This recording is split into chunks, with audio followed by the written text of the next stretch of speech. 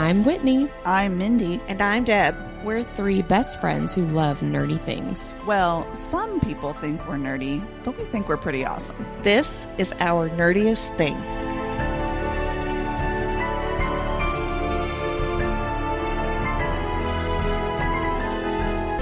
Hello, fellow nerds, and welcome to Our Nerdiest Thing. Today is our first read-along episode of Season 4. We are starting our discussion of the Crescent City series. Today, we are talking about Crescent City, Book 1, House of Earth and Blood, Chapters 1 through 37, which are Parts 1 and 2. Before we get into it, reminder, we are spoiler friendly. For these first few episodes, we will be spoiler friendly for Crescent City 1 and 2, House of Earth and Blood, and House of Sky and Breath. We will not be spoiling any of Book 3, House of Flame and Shadow, until we start talking about that book. About House of Flame and Shadow. Yeah. How fast. That's a lot to put in there. It is. Spoiler friendly. Read the books before you listen. We used reviews from a bookworm summary for this book 1 and 2. That website, Reviews from a Bookworm, she has, the most detailed summaries I've ever seen of a book. So if you are needing to refresh your memory, definitely go check those out if you are not able to commit to a total reread of these books, because they are kind of humongous and a really big commitment. So thank you so much, Reviews from a Bookworm, for those summaries, because they were super helpful for us. Definitely. Before we get into it, Deb, will you please share our nerdiest cocktail? Yes, tonight's drink is called 7 Gems, 7 Territories, and 7 Asshole Gods. It's themed after, quote, the power shall always belong to those who give their lives to the city, unquote, which is ironic as fuck considering the Asteri are total leeches. This drink pairs with communicating through the 7 gates, the 7 territories of hell, and wondering who the missing 7th Asteri is. And it may cause the reader to wonder what the fuck is happening with all this world building.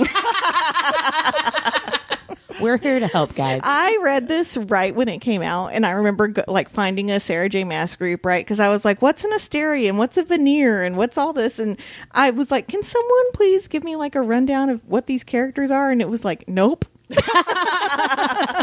No one even commented, and I was like, all right, none of us know. Then. Great. Well, I'm going to help with that. Context will be there at about 500 pages in, folks. Right.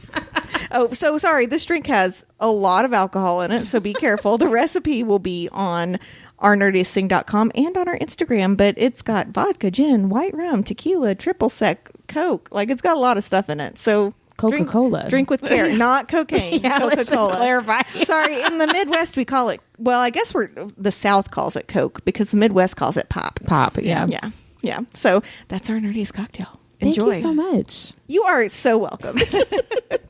Before we go any further, Mindy, will you please share our nerdiest vocabulary? Of course I will. This week, I'm just going to throw out a little hodgepodge. There's not a whole lot, even though there was a lot. I just didn't want to overwhelm. So it's like too much to choose from. So I started out with a little reminder that Umbra Mortis, which is Hunt's name, means shadow of death in Latin, which totally tracks. But just to, just keep that in the back of your mind. And then on the front of your pants. And then later on in these chapters, they go through some history, right, with some of these I guess they were gods or characters or whatever back when there was the first war. They sounded very familiar to me, and so I wanted to look up and see what they're all set in Greek mythology. So I wanted to see what a few of these characters were actually in Greek mythology. And so Thea, who is a huge part of the history there because she's starborn, she is in Greek mythology the Greek goddess of sight.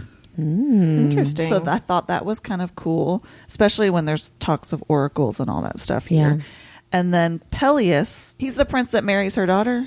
Yeah, he marries Thea's daughter, Helena. He's the first starborn prince. So Peleus in Greek mythology is the one that, if you've heard the story, Jason and the Golden Fleece, he's the one that sent Jason. That was my favorite on his quest for the Golden Fleece. I have never heard that. I ever either. I'm picturing a sweatshirt. What's a Golden Fleece? It's like sheep's hair. Oh, okay. Oh, okay. Yeah. Sorry. Yeah, so I made a joke and cut you off. So it wasn't your favorite book? Those are famous bedtime story. I'm like, okay, you do you, boo. That wouldn't be that far out of the norm for me. It would not. So anyway, that was kind of I don't know how that goes together, but that was an odd name. That was one I hadn't heard of before, so I thought that was kind of a weird connection. And then finally, Helena, who is Thea's daughter, also starborn, married to Peleus, I thought might be a reference to Helen of Troy.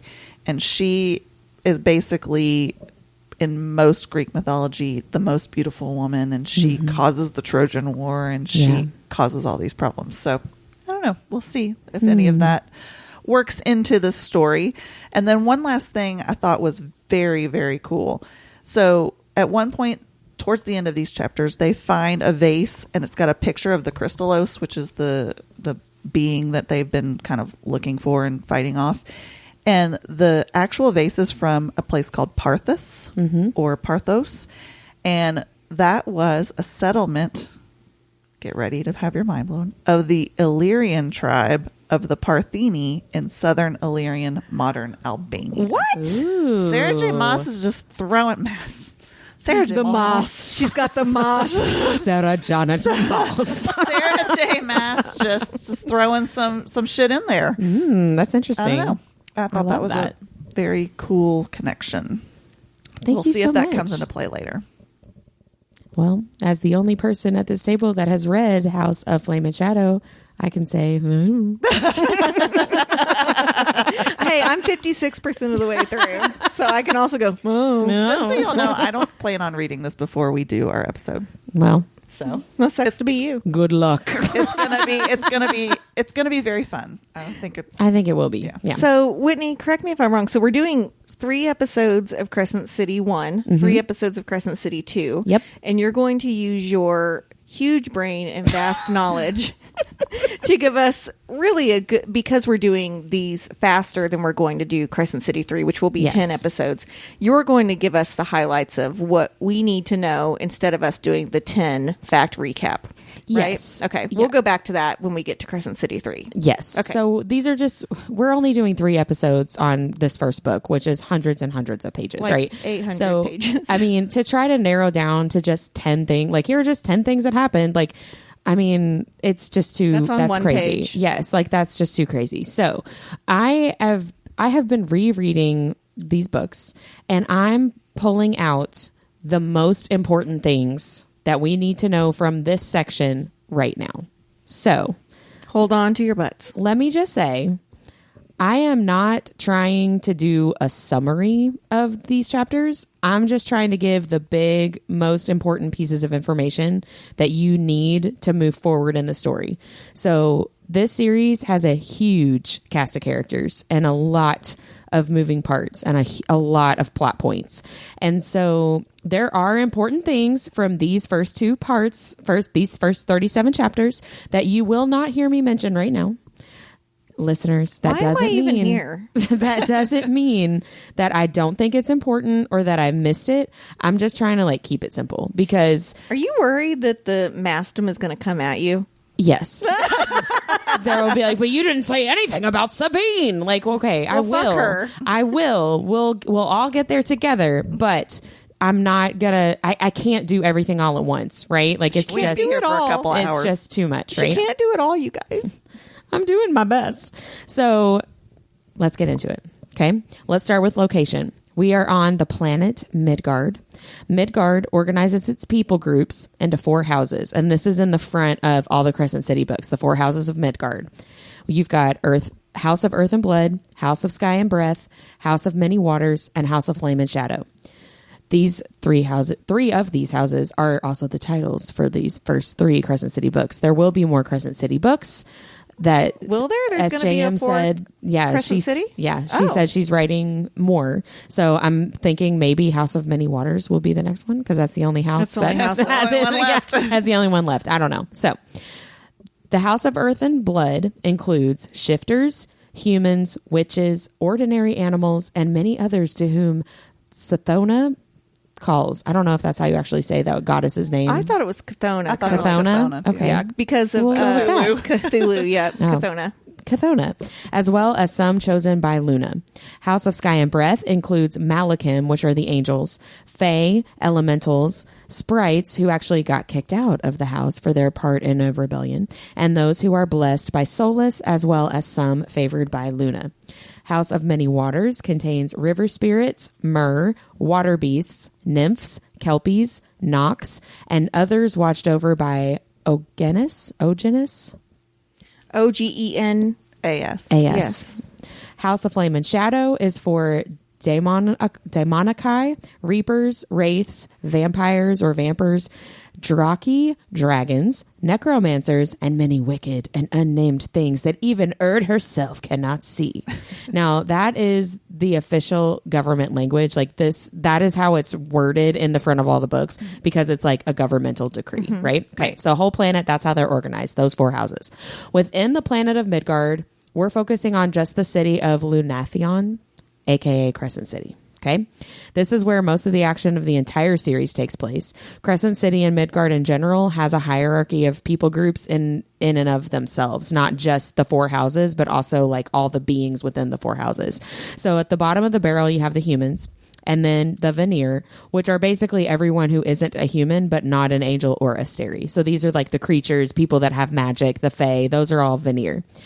The Vanir have their own hierarchy in that group by itself, which the Fae consider themselves to be the top of the food chain. Above the Vanir are the angels, and then archangels, who serve as governors over the cities, and above everybody are the Asteri, and they are the godlike beings or god beings that have complete control and final say in everything. So now that gets me into the main players that I'm going to focus on today: Bryce, Hunt, and Danica. There are a lot of other characters that are very important and vital to the story. We will talk more about them later. Okay. Right. Like we'll talk more about them later. Okay. Bryce Quinlan. She's half human, half Fae. She is a part of House and Sky and Breath because of her Fae father, who we find out in these chapters is the Autumn King. He got her that status. Otherwise, she would have been in House of Earth and Blood as a part human, right? After he got her that status, he absolutely dropped her and does not acknowledge her as his child because she isn't powerful enough for him, basically. He can't use her, so what's the point? He sucks, and we hate him. That's pretty much what we got with the Autumn King. Bryce's human mother is amazing, and we love her. She is Ember. And her stepfather, Randall, is who Bryce considers her actual dad. He is also amazing, and we love him. Can I put something in? Hunt, go ahead. I was going to say, I love how Hunt like fangirls her dad later. Yes. Yeah, I was like, oh, Randall. Oh, my. If you're having trouble picturing any of these people, I will put in the show notes. It's completely baffling me what this artist's name is, and I follow them on Patreon and everything. I will put in the show notes someone who's done some really good illustrations of even these like smaller characters, and they're amazing. So if like you need something to picture like I do, I can do that. Yes, thank you. And don't just randomly Google them if you haven't read all 3 of the books. Nope, spoilers. You will find a bunch of spoilers. So Bryce is half siblings with Rune Danon, Prince of the Valbaran Fae. In my pants. He is the child that the Autumn King actually does claim because Rune has some power and is considered starborn because of the type of power he has. And let's be honest, because he's a dude. Yeah, well, yes. And he's not half human. He's full Fae, right? Rune and Bryce keep it a secret that they are siblings and tell everybody that they're just distant cousins. They do not have a good relationship because of their daddy issues, essentially. And also because Rune got mad and called Bryce a half-breed slut about 10 years prior. Rune. I know. It was bad news bears. We do see from his POV that he like regrets that and has tried to apologize. And Bryce is like, no, you were a dick. I'm not doing this. But there we go. So that's the very, very basic stuff about Bryce. Bryce is best friends with Danica. Danica is a wolf shifter and in a very powerful position in her pack. Danica and Bryce are like beyond close, beyond BFFs. They've been friends for years. Danica loves and accepts Bryce for who she is and is somebody that is in Bryce's inner circle because she has been chosen by Bryce to be part of her like found family, which is very important to Bryce since her biological father is such an asshole. I mean, like that's really important to her. Danica is brutally murdered in part 1, The Hollow, and it absolutely breaks Bryce and sends her into this deep depression and a grief spiral. It broke me too, for the record. It's horrible. I remember reading this and being like, what the fuck? We're 60 pages in and everyone just died. Yeah, it's really rough. Danica's entire pack is also killed at the same time, which includes Connor Holstrom, who is basically Bryce's version of Sam Cortland, if you've read Throne of Glass. Like, they weren't together officially, but they had just decided, we read in these first chapters, they had just decided to give it a try with a relationship with each other because they're basically both like in love with each other and just like afraid to cross that line from friends to lovers. If you read any fantasy, never trust the first love interest. Yeah. Ever. They're going to die or they're going to be a dick. Yeah. Especially if it's Sarah J. Maas. I know. I was just thinking she loves that. So this whole pack, especially Connor and especially Danica, these are Bryce's closest friends. They are basically her entire life, and she loses all of them all at once. And that brings in Hunt Athalar, the Umbra Mortis. He is a powerful angel who is forced to work for Crescent City's governor, Micah, who is an archangel. Hunt was a leader of a rebellion against the Asteri 200 years ago and has been enslaved to different archangels ever since. Part of Hunt's history in that rebellion is that he was in love with the archangel Shahar, who was a rebel, and he loved her and believed in the cause and then joined up. Shahar died during the rebellion, and so when the rebellion failed and Hunt was enslaved to the archangels, he lost everything. That was the most important things in his life all at once, just like Bryce did. He is known as the Umbra Mortis, the Shadow of Death, because he is extremely powerful and very good at his job, which is basically like going and killing people when Micah tells him to. So, part 1 of this book is basically meeting Danica, setting up Danica and Bryce, who they are, what their relationship is, and then Danica gets murdered. Part 2, right? Part 2 picks up 2 years after Danica's murder. The leadership realizes they have blamed the wrong person for these murders, and the Archangel Micah tells Bryce that she has to investigate to figure out this murder mystery, essentially, before a bunch of other archangels show up in Crescent City next month. Hunt is assigned to protect her and help her in this investigation. And Hunt is told he will only have to do 10 more kills for Micah if he and Bryce can figure this out before the archangels show up to gain his freedom. So they have to figure this out before the other archangels show up, and then Hunt will only have to have 10 more kills instead of like 2,000 more kills to earn his freedom. So that sets up the action that is happening in part 2, which is the trench. Bryce and Hunt discover somebody summoned an ancient demon that you mentioned a minute ago, Mindy, called the Crystallis to kill Danica and her pack. That demon is now showing up again and killing more people. At the same time, Rune is being told to find Luna's horn, which is a Fae artifact that went missing right before Danica got killed. It turns out that everyone being killed by this demon is somehow connected to the horn. Dun dun dun. Dun, dun, dun. Rune has discovered that the horn has the power to open up doors between worlds if it can be fixed. Fun times for everybody. So we are in the middle of Bryce, Hunt, and Rune trying to figure out what the connection is between the horn, the demon, the killings, and Danica. Good job, Whitney. Thank you so much. I feel really caught up. I know. That really was very succinct and a great overview. I love that. It's almost like you used to be a teacher. That was genuinely a lot of fun to do, and I'm really excited to continue doing those for the next 5 episodes. I'm dying to know, because you went that deep into it, what your favorite moment of these chapters is. I actually had a really hard time picking one, but I kept copy and pasting stuff into every answer, and I was like, I can't have 5. Yes, it was really, really hard, and I ended up like, I don't know if this is my actual favorite, but it's one of them, so I'm just going with it, you know?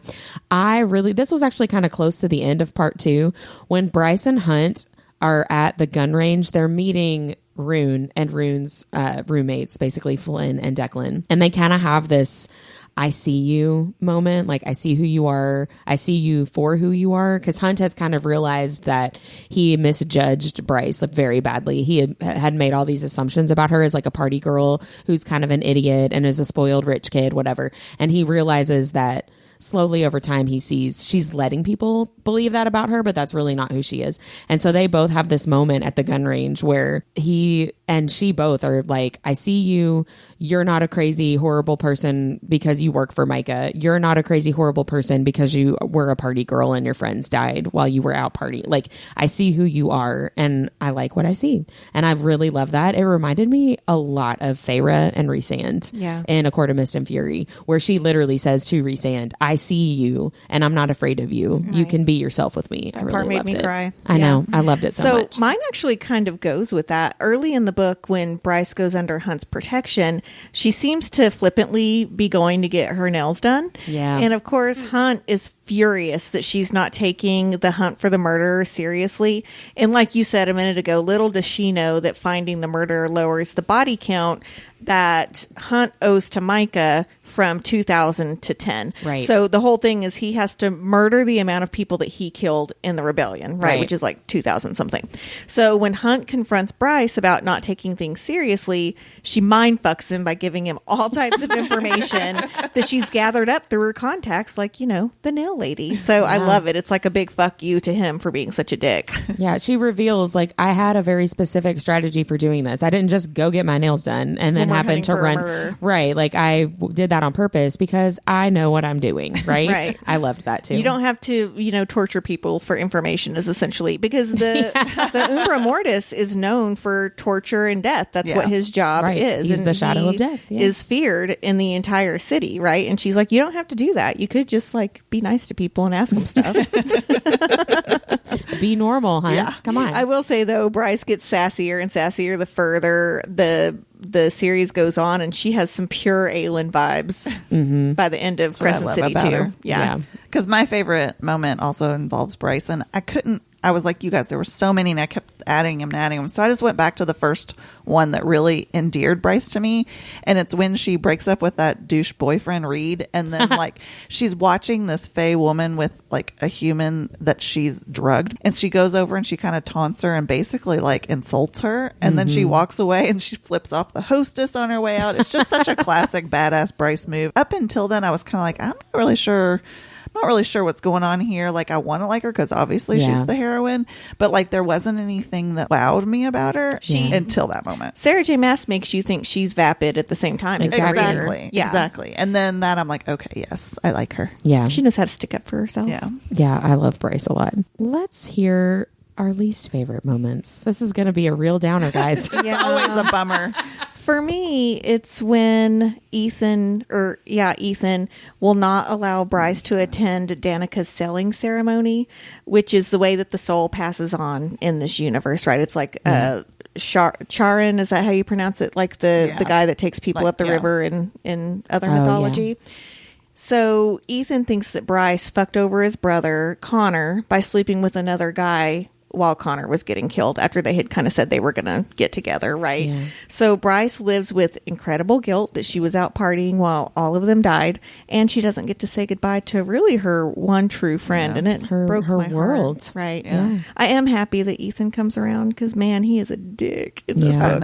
Yeah, we'll meet him a little bit later, but yeah, that moment is rough. Yes. What about you, Mindy? Mine was when they capture Bryce and like kind of when they're at Micah's group captures her and she's down in their dungeons or whatever, and they're trying to question her and because they at this point they're like, why is she so connected with all this? This is after they've all died, and they start showing her footage of the night that Danica and the pack died, and they show her all this camera footage from like when she's watching herself go through that moment again. Yeah. And I just can't imagine how heartbreaking that would be to relive that moment that was so gut-wrenching for her and so heartbreaking for her to just relive it again and see herself. Doesn't she like vomit uncontrollably too? Yeah. She does. Awful.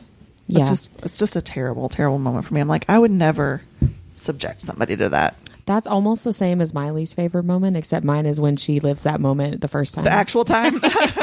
Yeah, just her stumbling home and having partied so hard and being totally out of it, and that horrible slow realization, like step by step she realizes what is happening and what she's stepping in and what she's looking at, and she is seeing, I mean, just forget the emotional impact of my friends are dead. It's also horrifically traumatic and bloody and so gory and so like they're she's in pieces. Yeah, she's not seeing her friends laying on the floor. She is seeing chunks and like heaps of red stuff. Yeah, you know, like that's kind of how she describes it. They're like dismembered. Yes, like they are not recognizable. Really, she can tell which one was Danica and which one was Connor based on, and which one was Thorne based on how they're positioned with each other. Yeah. You know, and I mean that is just, it's awful.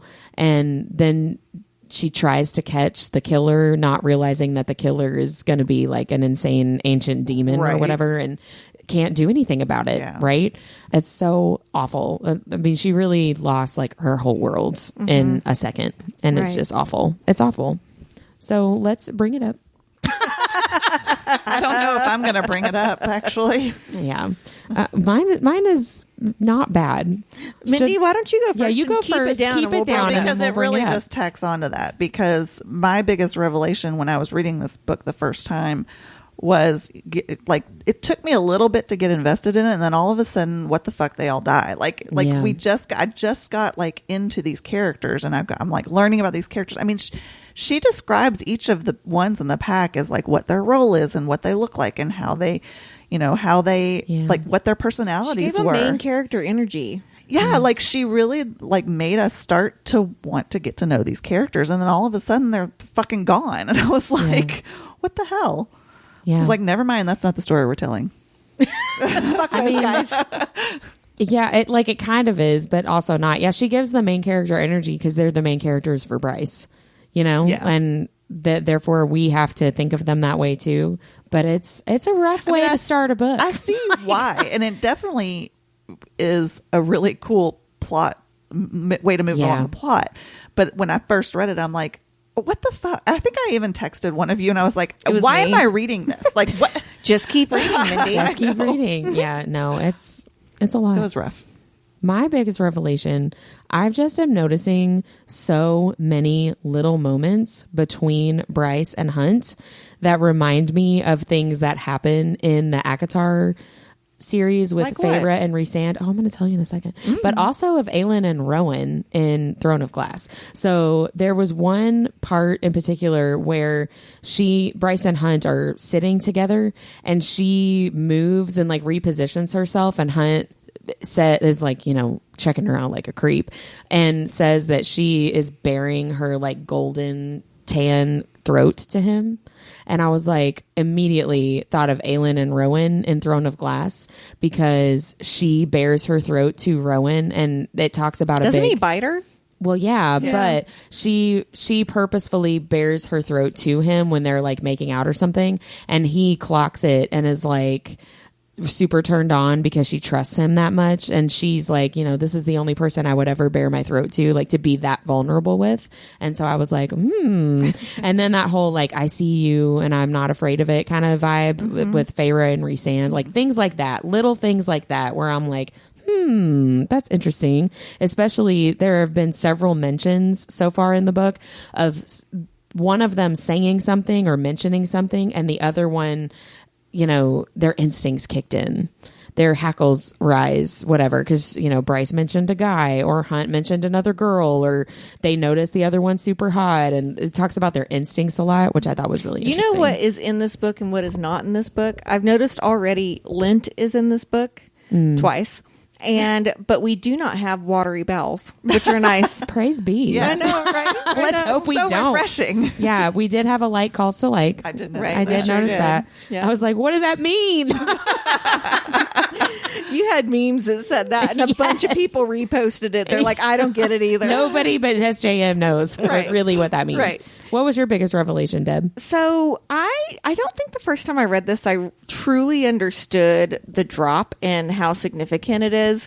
So the government in this series tells the supernatural creatures that the drop is easy, that it's essentially falling into one's power. But once the bottom of their power is reached, and like they literally drop, they're like falling through time and space or whatever. Once the bottom of their power is reached, the mortal body dies, and they only have 6 minutes allowed for them to race back up essentially to the surface, or their brain shuts down and they suffocate from lack of oxygen. And I didn't remember it being so dangerous because, again, the government's like, it's easy, you drop. And like we find out more about this later. But, another thing, and this is one of my questions is, if all of these supernatural creatures know that making the drop makes them essentially immortal, like things can happen, right? But they're essentially immortal. Why do they wait? I think because it freezes you. It essentially like freezes you in time. I mean, they will. So you don't want to age. be like 15, right? Well, they do talk about. She brings up that Danica and her had said 27 because that's when they're like. That's right before they're going to get like flabby and their boobs are going to sag and that wrinkles kind of, and stuff. and they don't want to. Why would you want to freeze? But I'm like, once you're out in the real world, like out of college and stuff, I would think I would want to do it right away. Well, some people do. Yeah. Right. It's a good plot device here, right? Mm-hmm. Like it's important to the book, but also I'm like, Danica was an alpha. She should have made the drop, and it seems kind of silly that no one made her. Yeah. I thought that was kind of weird too. Like, I mean, maybe that's part of her wanting to be like in control. I was just about to say that might have been a rebellion, destiny against her mom. Right. Yeah. 100%. But yeah, I just never caught on to the fact that, people die when they do it. It's kind of like turning fully fey or going through the culling in From Blood and Ash. Like these things have dangerous consequences, right? Like they're great as long as you make it. Good luck. Yeah. Fingers crossed. And you have to have a tether for the drop too. Someone that essentially you're going to quote unquote want to bounce back to. Yeah. Your anchor. Right. So if you're like, don't have a good support system, then you die essentially. Yeah. Hunt had to use a like government employee, like a government assigned anchor. Right. Yeah. Oh, fun. Good times. Poor Hunt. Poor slave. Well, let's talk about spice. Let's talk about Mine's spice, one sentence, my favorite spicy scene. Are you ready? Mm-hmm. When Rune was introduced in the book. Rune Denon. I mean, he is probably my favorite book boyfriend, except for Castile. Yeah. He is so fucking hot. My God. I just can't even get over it. But as soon as it was like, and then Rune, I was like, oh, my panties fell off. Look what happened by accident. Did you have a spicy scene? I did. I mean, there isn't really spice, right? But I did really, really like the scene where Bryce and Hunt are sitting on the couch. He's trying to watch a game or something, and they're talking about the TV or whatever. And she suddenly becomes extremely aware that his thigh is touching her leg. And like, it feels so warm, and he's so muscly. And like, she's just like kind of That's some preacher daughters porn right there. Well, just the inner freak out of her realizing that she's like noticing this and that she's thinking about how hot he is and is like trying to be appropriate. Like, don't think like that. Bodyguard behavior. Yes. Yeah. I really love that trope. It is basically forbidden, but they're not doing anything. Right. You know, I just really love that. That's funny. I didn't think about that. That is a preacher's kid. Oh man. Which is why I did not like. That's great. Like now to hear you explain it, I'm like, okay, I can see how that would be sexy. The angst, like tension, yeah. But yeah, I was like, what spice? They don't have sex until book 2, right? I'm pretty sure. Yeah. Ugh. Let me sidetrack for just a second because you saying that preacher's kid, that just made me think of something. So in church, my first like serious boyfriend, like high school, we used to sit next to each other like during the church service and cross our arms.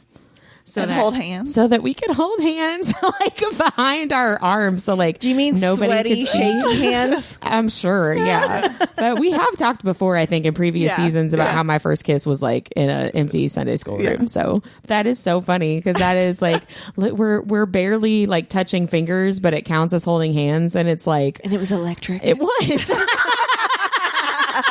It really was because it was blessed by God. No, I think it was because it wasn't. That's really funny. That's just a sidetrack. I'll write my own book someday, guys. Don't worry. Well, I will say my chapter MVP goes with one of your favorite moments when you said that everybody takes Bryce for granted, right? Yeah. So there's a quote where she says, "Nothing's wrong with the party girl. I don't get why the world thinks there is. It's easier for me when people assume the worst about what I am. It lets me see who they really are." I love that she stops drinking as soon as Danica dies and starts to investigate the murder, but she lets everyone think she's still a party girl. Like she's drinking water and everybody thinks it's like vodka. Everybody just assumes. Right. Yeah. So they say way more in front of her because they think she's drunk or ditzy, which is so fucking smart. And I love that so much about her. And as the reader too, again, you're told she's still partying. She's still doing all this shit. She's still fucking people in the bathroom. Nope, she's drinking water and sitting at the bar and listening to people. She's just sitting there. Yeah. She's gathering info. Yeah, I love that about her. She was my MVP too. Mine too. Yeah. And really, for all of the reasons you said and for stuff we've said before, I just really like her and her sass. And one of the things I love that moment, like you were talking about, where she goes into the nail salon and she acts like she's just being a bitch to him, making him wait out in the rain and everything. And then later she's like, "Oh, by the way, yeah, that was his girlfriend, and I got all this info for you." There's a method to my madness. She is. She's just clever and sassy and just she's a fun heroine. She really is. Yeah. Somebody, I might have been you, Debs, talked about her like Aylin energy. And that is exactly what I wrote down for her being my chapter MVP. She is just amazing. She doesn't ever want to share her plans like with Hunt, right? She's not, that's a total Aylin move. I'm just going to do this and not tell anybody about it. Letting everybody believe the worst of her made me think about Rhysand from ACOTAR, right? Like he lets everybody believe he's this horrible person because it protects his people, right? You know what though, Sarah J. Maas does such a good job developing characters that I'm not reading this going, okay, we've already seen this.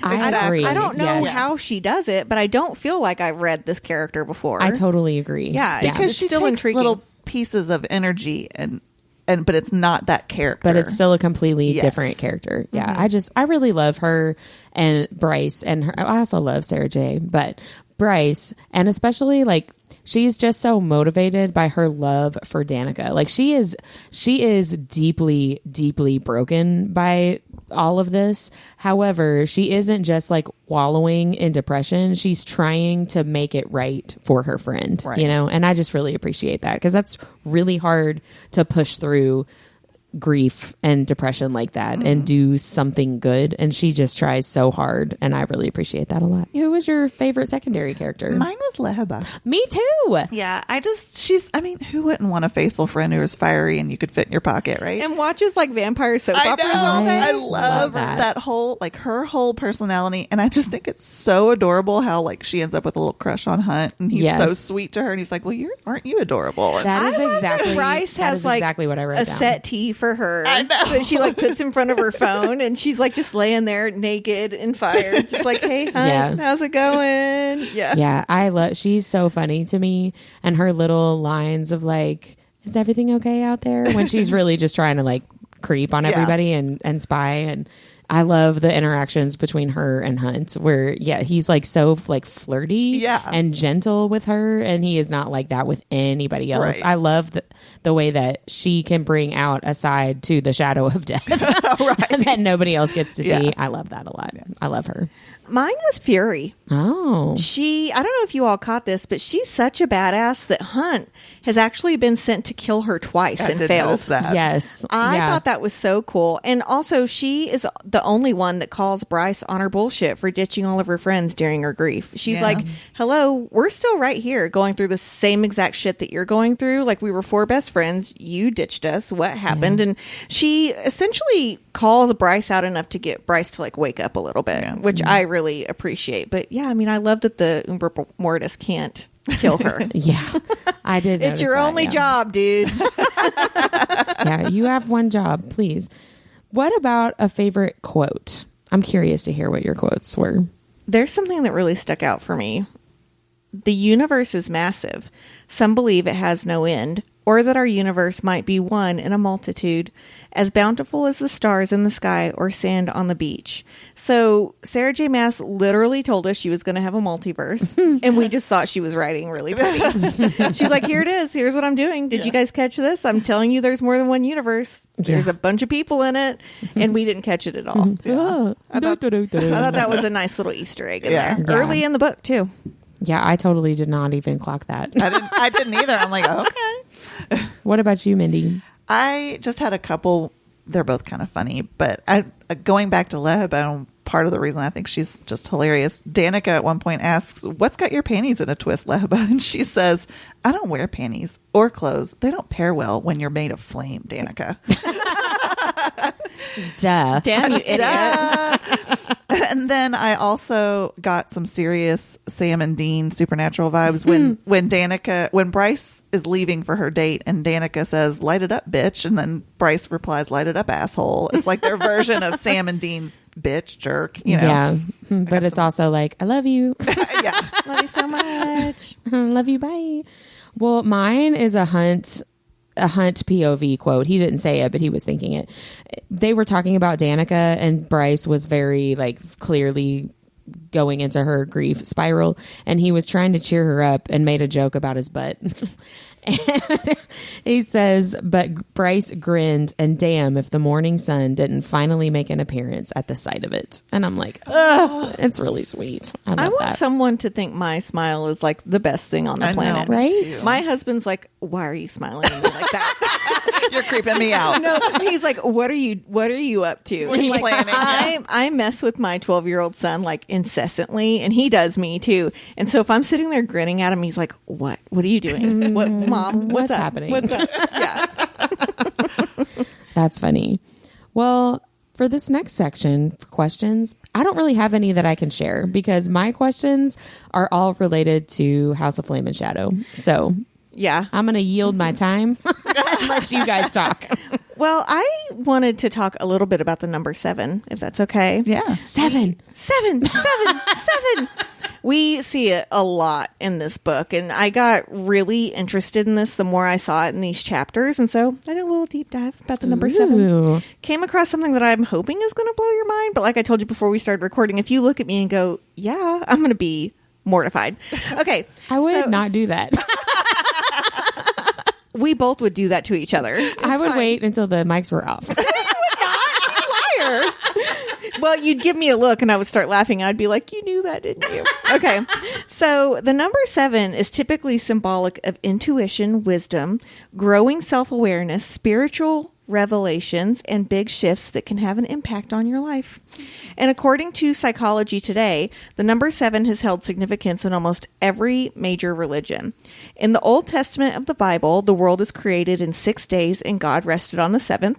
In the New Testament of the Bible, the number 7 symbolizes the unity of the 4 corners of the earth with the Holy Trinity, which is 3. The number 7 is also featured in my favorite terrifying book, Revelations, which has 7 churches, 7 angels, 7 seals, 7 trumpets, and 7 stars. Mm-hmm. The book also discusses the 7th seal, which begins the process of the second coming and the rapture. The Quran speaks of 7 heavens, and Muslim pilgrims walk around the Kaaba in Mecca, which is Islam's most sacred site, 7 times. In Hinduism, there are 7 higher worlds and 7 underworlds. And in Buddhism, the newborn Buddha raises and takes 7 steps. In ancient Egypt, there were 7 paths to heaven and 7 heavenly cows. And Osiris led his father through 7 halls of the underworld. And finally, in ancient Judaism, 7 indicates completion or perfection. So I don't know if you all noticed, but in this book, there are 7 gates in Crescent City and 7 layers of hell in this universe. I figured out something very interesting. It just took me 2 hours of research because I was trying to get those two things to correlate, and I think I got it. So I started researching the symbols for the gates as well as where they sit on the Crescent City map. And if you're looking at the gates on the map, these areas of the city go in order of the layers of Sarah J. Maas's hell in this universe, okay? So from the top to the bottom, the gate symbols in each area have symbolic or literal meanings from the layers of hell in this book. Okay. So like the hollow, the trench, all that. Yes. So you talked about this earlier, how they have a hierarchy, right? From humans to the Asteri, right? Humans are on the lowest, Asteri are on the top. So if you start at the top of the map and talk about the first level. This is the hollow. The hollow is symbolic of the lack of real substance or soundness or genuineness, and this so happens to be where asphodel meadows are, and that's where the humans sit in the 2 gems. So if you go back to the gates that they talk about, they have these symbols for each of the other gates on there, and there's usually like some sort of crystal and some other symbol on there. So for asphodel meadows, there's an amethyst and a hand are the symbols for this gate, which are recognized to having connection to spirits, aka the angels or gods. Second, in the layers of hell, we have the trench, which is symbolic of someone needing protection. And guess who lives there? The Fae. And if you read ahead, you know that the Asteri are essentially parasites for the Fae, or like you said, the veneer, right? And their gate symbol is emerald and roses, which stands for truth and love. So hopefully that means they're going to persevere in the end. Dear God, they've been through a lot. Third, we have the canyon, which represents transition. So this is the 3rd layer of hell, and we're about a 3rd way down on the map. And this is the central business district, which you will hear called CBD, which means something CBD else completely different to me. I kept going like, who's getting that? I know. And this is where all the angels live. And if we think of them in this universe, we often find that angels are trying to lead a rebellion for a better world. And it just so happens that the opal and wings that are the symbols on this gate represent luck and protection. So the 4th layer we have is the ravine, which is a lonely and violent place that's averse to settlement. We're about halfway down on the map at this point, and at the old square, which is the touristy and more poor region.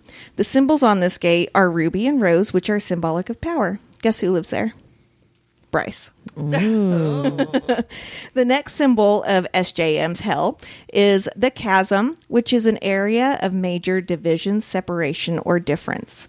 This is representative of the meat market, which is a place for lost souls.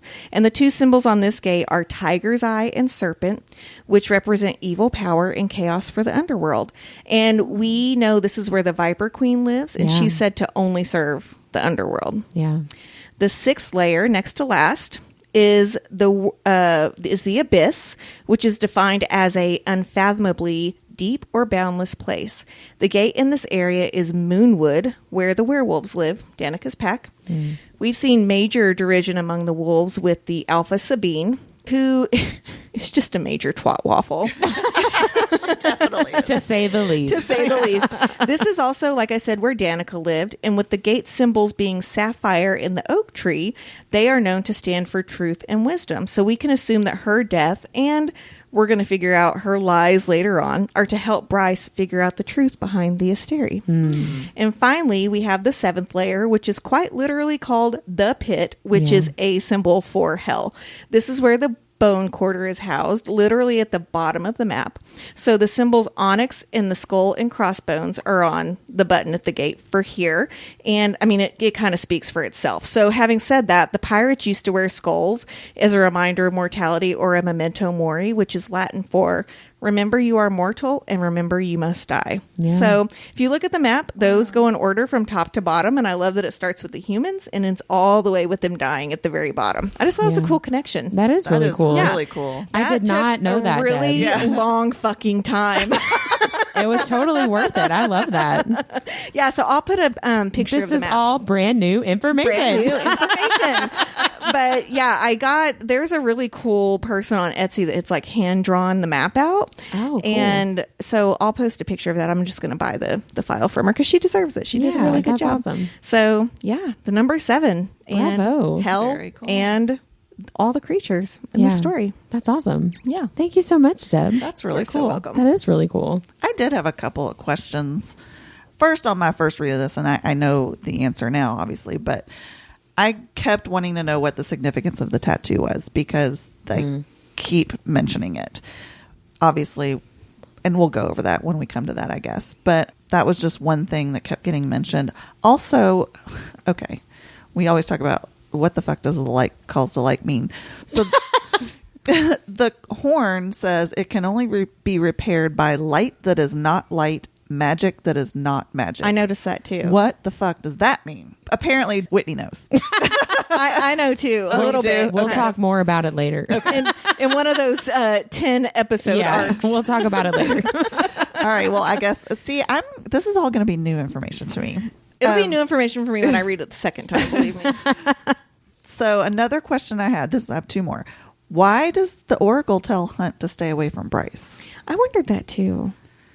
I guess we find that I don't out think also. I've gotten that far. I think I have an answer, but I can't talk about it yet. I have a question about the Oracle too, Mindy. Okay. She told Rune that he will be the last of the royal bloodline, that it's going to end with him, or her words, like the royal bloodline will end with you. Is that because Bryce is now the true Starborn and therefore his line has ended? I can't talk about it. I guess I need to keep reading. This is a great way to have listeners come back.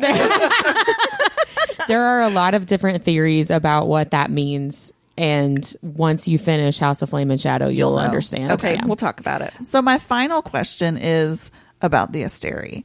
And just in general, where the fuck is that going, right? Like, this is obviously I a can't big talk deal. about I know that. you can't. But one thing that got me interested, because I started, and I know, so it's going to go from like, duh, obviously, to like, I might blow your minds. We'll see. You all might be like, I kind of was like you, Deb. I was like, oh, they're going to be like, I already knew that. They're all going to laugh at you. So it's pretty obvious that the name Asteri, it derives from the Greek word meaning star, right? And obviously. duh. You didn't know maybe that? this is all going to be new information. So I don't not speak know Greek, that. Mindy. So each one of the Asteri is named after a star. You're a star. Did you not realize that? No. Okay. So this is cool. Blow our minds. So actually most of them are. I'm a really smart person, okay? So first I'm going to start with Sirius. That's the one Asteri that was killed, right? And the star Sirius is known as the brightest star in the night sky. It's also called the dog star because it's a part of the constellation known as Canis Majoris, or the greater dog. So to the ancient Greeks... That's my favorite position. To the ancient Greeks, the first sight of Sirius marked the dog days of summer. Keep that in mind, in the northern hemisphere. But for the Polynesians in the southern hemisphere, it marked the start of winter. Okay. So where else have we seen summer and winter? In the courts? Yeah. So also, when you're thinking about the dog star, it could also refer to wolves in some way. Sure. So that's another way to look at it. Caninea majoris. Yes. Woof woof. So the second one is called Octartus. And I think when I was looking through it, there's not one that's actually called Octartus, but it looks like it's a nod to Sigma Octantis, which is the southern pole star. So in the south. So the South Pole star. Polaris, on the other hand, is commonly called the North Star and is considered the northern pole star. So we've got, regions, I guess, there. Regulus. This refers to the star Rigel, which is the brightest star in the constellation of Orion. Which is Hunt's actual name. Yes. So it comes from the Arabic name, and I'm going to totally butcher this, Rigel Yauza al-Yusra. And Yauza is the proper name for Orion. And in Greek mythology, Orion is a huntsman. So we've got Orion, Hunt, Athalar. Right? Do we know who Hunt's dad is? I'm guessing we find out. That's a private matter. We don't know in book 1 or 2 who Hunt's dad is. Correct. Okay. Correct. So this is where it gets really, really interesting and weird. The next two, one is called Eosphorus and the other one is Hesperus. And I'm putting these two together because they're actually both different depictions of stars of Venus. Or Venus is a star, but they're different depictions of it. So Hesperus is Venus as the evening star, so night, which correlates with the Greek god of Venus appearing as the evening star. And then Eosphorus, also sometimes called Phosphorus, is Venus as the morning star. The day? Or dawn, or even, Day and night. It is also sometimes translated as dawnbringer and correlates with the Greek god of Venus as the morning star. And at least one poet in Greek mythology, and I think it's seen elsewhere, Greek mythology is like nobody agrees on anything, but at least one guy has said, and his name is Hesiod. He has called both Hesperus and Eosphorus sons of the goddess Eos. They're half-brothers. Hold on to that for later. The final Asteri. His name is Ostrus. There's no star named Ostrus, so it's a little tricky. I did stumble upon a Greek god called Astrius. He is the god of the dusk. What? Now it gets weirder. Astrius married Eos, the goddess of the dawn. You remember, she's been the mother of both Hesperus and Eosphorus. Eosphorus is often named as the son of Astrius and Eos. So this is where it gets really, really weird. The Latin word for the Greek of Phosphorus and Eosphorus is actually Lucifer. Oh. And in Hebrew, it's translated as Hallel. Hallel is the Hebrew name for the morning star, also known as the shining one, also known as day star, also known as son of Shahar or dawn. Ooh. Oh, the tangled web you weave, Sarah Janet. Ooh. So there's all sorts of clues and connections to the courts and different parts of the story. Other characters. She never does any. I mean, we say this all the time. She never does anything on Do you think accident. she gets pissed off when she hears stuff like this? And she's like, fuck, I looked at that for months. And you just figured it out with one deep dive. Well, in all fairness, it took me a couple hours Same to like put all this I together. feel like but she would get excited. Like, Yeah. yes, that's what I was going worth for. it, Yeah. I just like it was the first time I'd realized that all their names were actually stars. I knew some of them were, but when I really looked into it, and then that whole, and again, it may be something I'm totally like pulling out of my ass, but it's just a lot of coincidence. It's really cool. It's a lot of coincidence. I love that. Yeah, There's a lot of connections. Yeah. That SJM. I know. She's got a good career ahead of her. She's got a good head on her shoulders. Those were both really good deep dives. You're welcome. Deep dives, you guys. Something to think about. Yeah. Stars. Lots of food for thought. Stars and layers of hell. When are Bryce and Hunt going to hook up? I wrote down more sexual tension with Bryce and Hunt. More than thighs rubbing up against each other, please. I mean, I'm fine with that. I love it. I love the tension and the angst and the buildup and the slow burn. Like, I'm so into it. Since we're spoiler heavy, I cannot wait to watch Bryce vacuum up Micah's ass. That is like one of my favorite parts of the That is a book. great I scene. love it so much. And everyone is watching and they're like, is she fucking doing that right now? Is she really doing that? I love it. Yeah. That'll be exciting. I'm looking forward to also reconnecting with the whole Danica mystery, and Yeah. because there's so much more to that we're getting ready to read about, and I've been pleasantly surprised going through these summaries. Mm-hmm. Like, oh yeah, that. So I'm really looking forward to go through the next part and remember all those other parts that are like, oh my god, yes, Yeah. because it's all intertwined. I'd like to find Tangled. Rune's parts. Yeah. Don't we all? You'd have to get in line. Yeah.